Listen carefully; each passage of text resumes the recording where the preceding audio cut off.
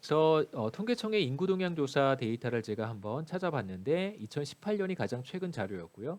2018년 자료를 보면 15세에서 19세에 해당하는 여자 인구 1000명당 0.9명을 출산한 거예요. 그러니까 다시 말씀드리면 1000명의 여성 중에 여성들이 평균 1명 자녀를 낳았다 이렇게 얘기할 수 있습니다.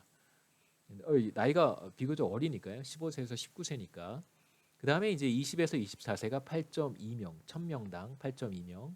그 다음에 25세에서 29세가 1000명당 41명을 낳았습니다. 이런 식으로 쭉 우리가 각 연령에 대해서는 통계청 자료가 나와 있지 않고요. 이렇게 연령에 대한 구간 자료만 공표를 하고 있습니다. 그래서 0.9라고 하는 값을 우리가 이렇게 이해하면 되겠죠. 15세에서 19세 여성 인구가 분모가 되고요. 그 다음에 15세에서 19세 여성들이 출생한 아이들의 숫자, 신생아 숫자가 분자가 됩니다.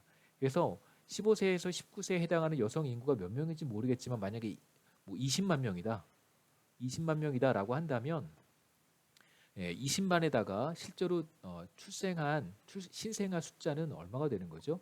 대략 1000명 중에 1명이니까 2000명 되는 건가요? 2000, 2만, 20만 아니죠? 200명 되는 거죠. 200명. 약 한 200명 혹은 180명, 180명 정도. 그러니까 15세에서 19세에 해당하는 여성 인구는 20만 명이라고 했을 때 실제 출생한 신생아 수는 180명이라는 얘기입니다. 그래서 20만 분의 180을 하면 0.9가 나오잖아요. 그렇죠? 그래서 1000명당 숫자로 이렇게 표현을 했습니다.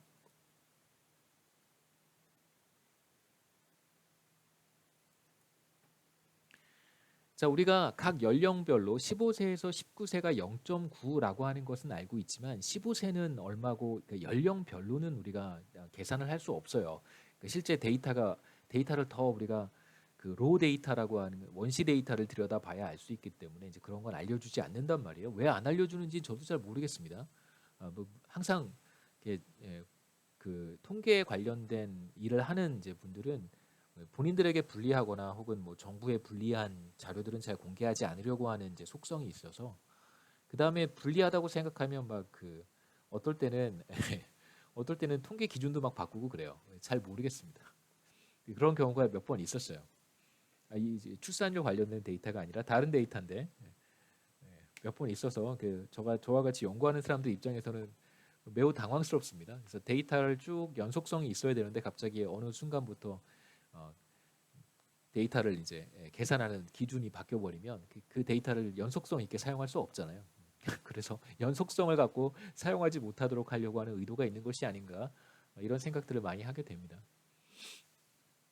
자, 그래서 그냥 편의상 이렇게 한번 제가 했습니다. 15세의 연령별 출산율은 모르니까 그냥 15세에서 19세에 해당하는 연령별 출산율 0.9라고 우리가 하고요. 그다음에 F16도 모르니까 그냥 이 구간 안에 있는 값 0.9라고 했습니다. 그래서 F15부터 F19까지는 0.9. 그다음에 F20부터 F24까지는 그냥 이 값을 쓰는 거예요. 이 구간에 있는 값. 그래서 8.2. 마찬가지로 F25부터 F29는 그냥 다 41 이렇게 가정을 하겠습니다. 그래서 여기에서 이제 그런 가정을 다 도입한 거죠.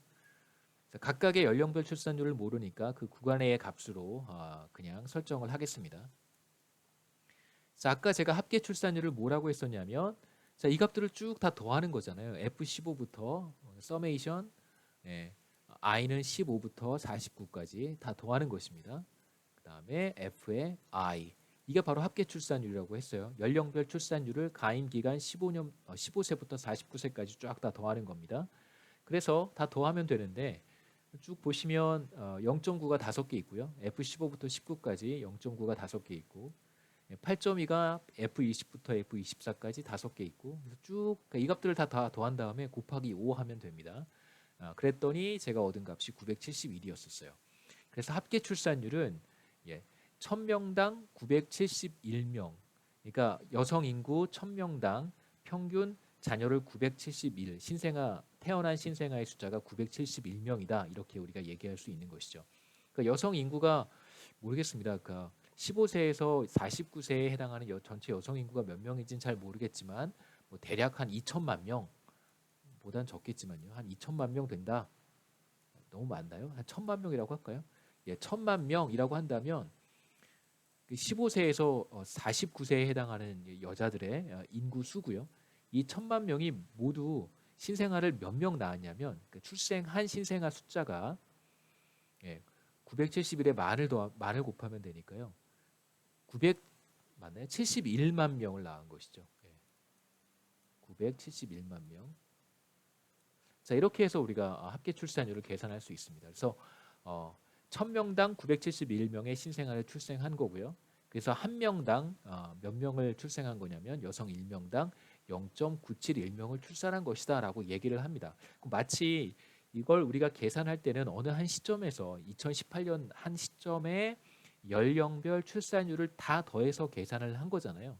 그런데 마치 해석은 한 명의 여자가 평생을 살아가면서 모두 몇 명의 자녀를 낳는가로 해석을 합니다. 그래서 실제 계산하는 방법과 해석의 차이가 있다고 제가 다시 한번 강조를 해서 말씀을 드려요.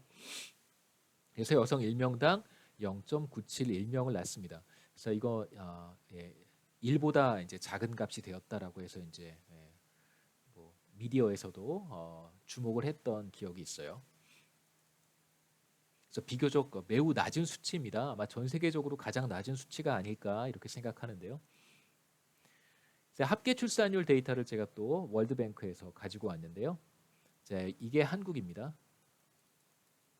그래서 우선 US, UK, 프랑스와 한번 비교를 했고요. 80년대 중반하고 90년대 초까지는 대략 한 90년대까지는 90년 초까지는 한국의 합계 출산율이 total fertility rate입니다. 1000명당 몇 명 혹은 여기에서는 5명이니까요. 여성 1명당 평균 몇 명의 자녀를 출생하는가 이런 뜻입니다. 그래서 70년대, 80년대에 거쳐서는 뭐 4.5명까지 올라갔다가 다시 4명, 3명 이렇게 쭉 하락해서 이제 2명 밑으로 이제 떨어졌었어요. 이제 그러다가 90년 이후에는 뭐 US, UK, 프랑스랑 비교했을 때 뭐 매우 낮은 수준입니다. 이제 최근 들어서는 이제 이마저도 1 밑으로 떨어진 것이죠. 합계 출산율이. 그래서 2000년대 중반부터 이제 출산율 제고 정책이라고 하는 다양한 정책들이 시행이 됐고 저도 크게 관심은 없어서 정부가 이런 정책에 얼마의 재정을 투입했는지는 잘 모르겠는데요. 막대한 재정을 투입했지만 비교적 크게 달라진 것은 없습니다. 이 기간 동안 크게 달라진 것은 없고요. 다른 국가들하고 한번 또 비교해 봤는데 나이지리아, 인디아, 브라질, 차이나랑 또 비교해 보면 눈에 띄는 국가가 차이나입니다. 차이나의 출산율도 이제 하락했는데 여기서 더 하락하지 않는 이유가 조금 궁금하기는 해요. 근데 차이나는 여러분 잘 아시겠지만 원 차일드 팔러시를 쓰는 국가잖아요. 그래서 뭐 좀 완화가 되긴 했지만 얼마 전에 기본적으로 한 5, 6년 전까지는 반드시 한 명의 자녀를 출산하도록 했습니다. 대부분의 국가들이 출산율이 하락하는 패턴을 보이고요. 이제 좀 예외적으로 나이지리아 같은 경우만 아직도 한 5명 이상을 이제 5명 이상의 자녀를 갖는 것으로 나타납니다.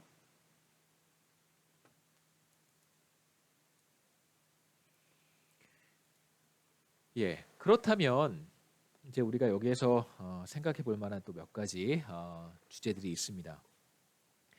이제 아까도 말씀드렸지만 이제 모텔리티 트랜지션과 관련된 이야기들은 사실 크게 경제학자들이 뭔가 개인의 선택의 문제에서 관심을 갖고 볼 만한 주제들은 많지 않은데요.